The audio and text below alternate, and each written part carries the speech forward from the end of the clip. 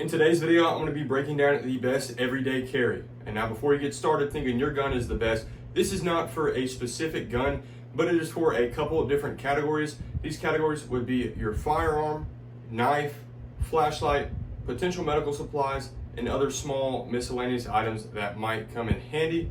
Go over the basics, and at the end, I will have a upgraded everyday carry for higher threat society, potential SHTF scenarios, or just civil unrest around the United States and you want to up your capacity. That will be at the end of the video, so stay tuned, but I'm going to be going over the basics right now. Now, for your average everyday carry that you carry with you to work or just on the average day, this needs to be a compact to a subcompact for concealability. You do not want people knowing that you have a weapon or a firearm on you, especially if you might be in a restricted area. Yes, you can carry a full size. If you're the guy that carries a full size 1911, you can definitely do that. 100% recommend inside the waistband, and preferably appendix if you are in shape enough to have it like that. I know a lot of people cannot and they carry it on the side. That is fine as well, but you just want to make sure nobody can run up on you and unholster your weapon without you stopping them. That is why appendix is my favorite, because they have to come straight to me and through me to be able to get to my weapon, and more than likely it'll be concealed properly for them not to be able to see it. Starting off with my three choices, I'm not saying these are the best, these are what I have and what I prefer. I have a Shadow Systems MR920. Now this has a full size TLR1 flashlight on it and a Holosun 407C. Yes, preferably you would have TLR7. You really don't need, there's not a big difference between the lumens and the candela output between the two, but I like the setup on this, and I do get a little bit longer throw out of this TLR1, and it doesn't add much space in my holster. I have an A&R Designs holster, which I am actually a big fan of. I just got this. I'll put their link down below in the description. They make pretty much every single holster you can imagine. They have ones with the magazine equipped as well, and they can fit almost any gun. Going over, I have, this is my, if I'm wearing shorts or when I have very low profile, this is the lowest caliber and capacity I will go carrying. This is a Smith & Wesson Bodyguard 2.0. I'm actually a big fan of this gun. Very good feeling gun, has 12 round capacity, and you get a little added grip down there at the bottom. Really great package. Smith & Wesson's been doing a great job. They even have a ported version of this, or compensated, but it doesn't have enough recoil. Obviously it's 380, so you don't necessarily need that. This is just a nice relaxed carry if I'm running to the gas station or the grocery store real quick.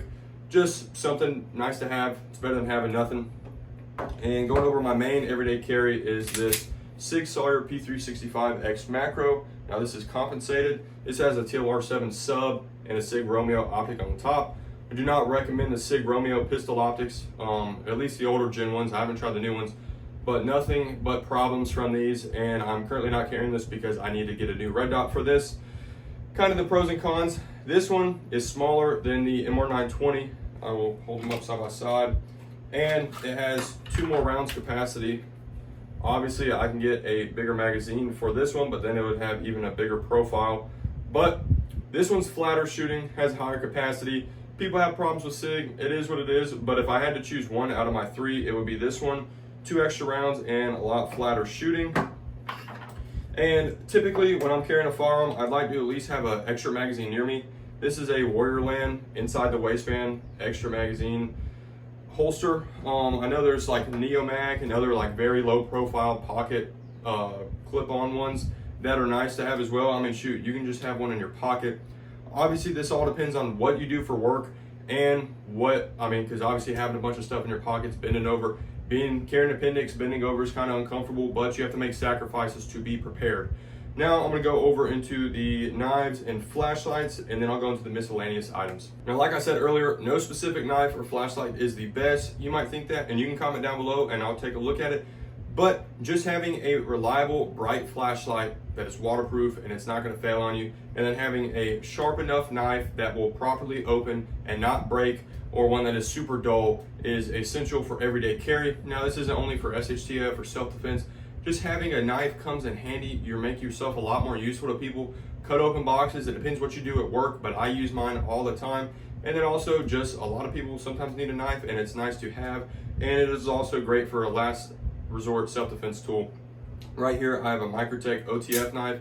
OTF is nice because it comes straight out the front, compared to either an automatic or spring assisted. If someone is right here blocking the blade, it is not going to come out. Which, same thing for the OTF. Majority of OTFs have a safety feature where if you're going to open them and you have it going into something, it'll stop the blade from going out. So they both kind of do the same thing, but this one takes less action and I guess area to get out and to open up fully. So in a self-defense scenario, depending on what you like, I feel like an OTF is the fastest one to deploy. So just keep that in mind. That's a Microtech. This is a Kershaw automatic, which is actually another great knife. I'm a big fan of Kershaw. These blades are both on a little bit medium to bigger side. So if you like something a little bit smaller, here's a little folding Colt knife, probably 2-inch blade, but this will definitely get the job done as well. This is great for small little tasks. Not as great for self-defense, but if you're going for very low profile, something like the Bodyguard and then a little knife like this would be a good combo. Going into flashlights, have a couple different options. I'm a fan of Olight myself. I know a lot of people aren't a fan of them, but they've worked great for me. They're rechargeable and they have a pretty high output.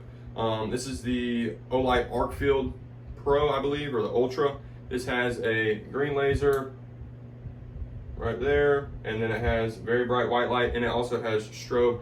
I believe strobe is very important. I have another, this is a Jet Beam 2000 lumen strobe flashlight with the tack back button on the back. These are a little bit bigger, but super high output on the light. It's nice to have an off body light, an off weapon mounted light. I believe an everyday carry should have a flashlight on it. That's a topic for another day.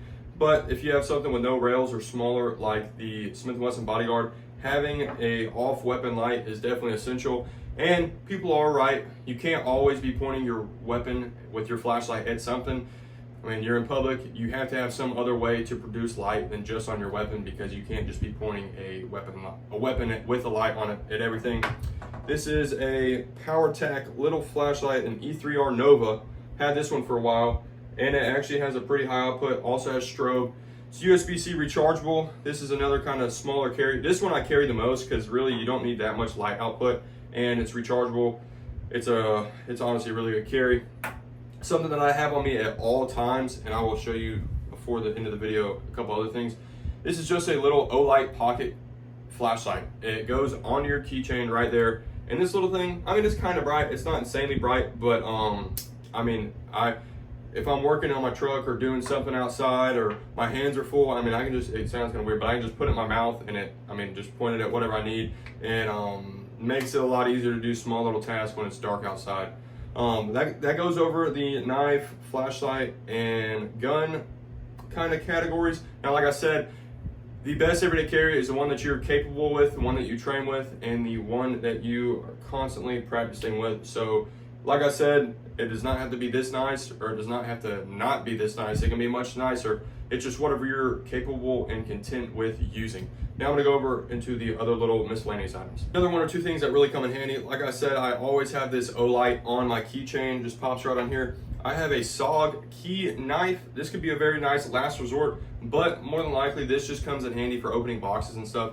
It's a nice little blade on this key right here, and it is actually pretty sharp for the size. Of course, it's kind of limited in size and self-defense advantage, but it is nice to have just to cut open boxes and do small tasks here and there. And I also have an Apple AirTag because I am a good loser of my keys. AirTags are nice, and they can keep your stuff tracked and potentially save you from having to spend $200 on a key. It's not that tactical or whatever, but it's something nice to have, and I recommend everyone to have one on their keys. Going over to other stuff, like I said, obviously you're not going to be carrying a first aid kit this size on your body, but having a nice high quality first aid kit with nice high quality items inside of it is a great thing to keep in your car or a backpack that you carry around with you. You never know what might happen. You might come up on someone in a car crash, might just cut yourself at work and need to put a band-aid and some ointment on it to keep it from getting infected. There's a lot of different uses, and there's no excuse because these are like 20, 30, 40 bucks. A lot of people carry these on person, but a tourniquet, preferably a cat rated one. This one I will carry on my person very rarely, but it will always be one in my truck or my car. Same thing with the first aid kit. Couple other small miscellaneous items. It is nice to have a lighter in your bag or on your person or in your truck. I mean, if you don't smoke or anything other than that, I don't smoke personally, but I find it nice to always be able to have a lighter in my truck and be able to produce one. Might have someone that smokes, and it's just nice you be able to give them a lighter. Or, I mean, they're like $1, they don't cost nothing. It's nice to have, potentially get stranded, have to make a fire. There's so many uses for a lighter, and they're so cheap, it's like, why not? And then just having a pin on you. This is kind of self-explanatory. You don't always have to have it on you in person, but be able to produce a pin from your vehicle or something at least. You never know when you might have to sign something or someone needs to borrow a pin. It's just a nice thing. Everyone should have just a pin in their vehicle, and I'm pretty sure probably everybody does. Now I'm going to go over to my little bit higher capacity setup and just break that down, and that would be for potential civil unrest slash not SHTF fully scenario, but just like maybe just things are getting weird, don't know exactly what's going to happen. There might be some protests and riots going around in certain spots of the United States, and you just feel uncomfortable, and you would feel a lot more comfortable with a higher capacity weapon. Now this is something that if necessary I could take into a building or a workplace, but typically this will sit inside of my truck inside of a locked compartment, and it is a very gray man kind of style. It is just this cheap black backpack. This does not scream tactical or anything. Of course you could get a lighter color to make it seem less intimidating, but this is just what I have. There's no molly, there's no tactical pouches on it. It's just your run-of-the-mill black school bag. You don't want to look like a threat, and you don't want to scream that you have a weapon with you, depending on whatever scenario you're in. What I personally have chosen is a SB9A3 Grand Power Strybog.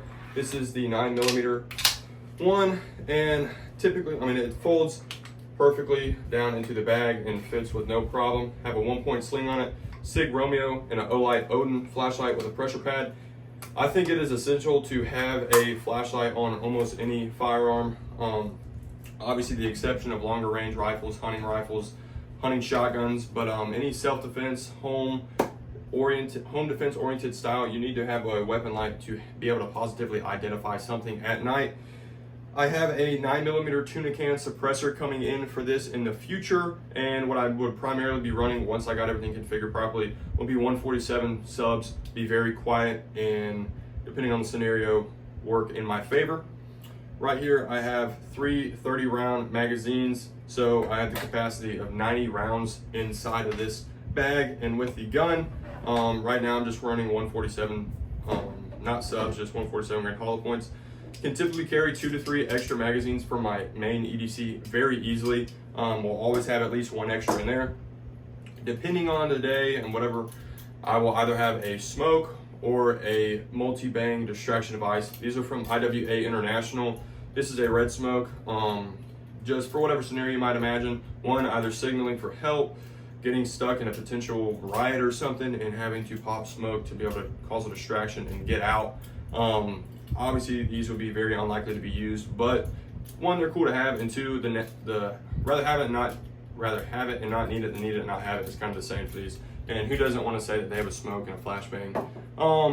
And like I said earlier, just a first aid kit. If you have a bag like this, you should definitely squeeze a first aid kit in there, and a tourniquet as well if you're not carrying that on your body. But having the capability to potentially shoulder a weapon and be a little bit more accurate out to 100 plus yards. Yes, it is still 9mm, and yes, you can get a 5.56 package in this same exact size, but personally I chose 9mm because of how compact the magazines are, the gun is light on the recoil, and could just put some rounds accurately, and your follow-up shots are a lot easier in a platform this small. And 5.56 coming out of a lot smaller barrel, it's going to be shooting some flames, and it will also be recoiling pretty hard and it'll be very loud. And depending on the setting, it'd probably be urban, and you do not want to let your presence be super known, so that is kind of key with this. This is what I chose. Springfield Kuna is another great option. If I didn't get this, I would have got that, but I ended up going with this one, and I love it and have not had a single problem. Appreciate you guys watching the video. Let me know what your EDC is down in the comments below. I do have a Prepared Citizen ebook and website if you guys want to check it out, preparedcitizen.net. My ebook is on there, and any support is greatly appreciated. Thank you guys for watching. If you could leave a like and subscribe, I would definitely appreciate it. Have a great day, everybody.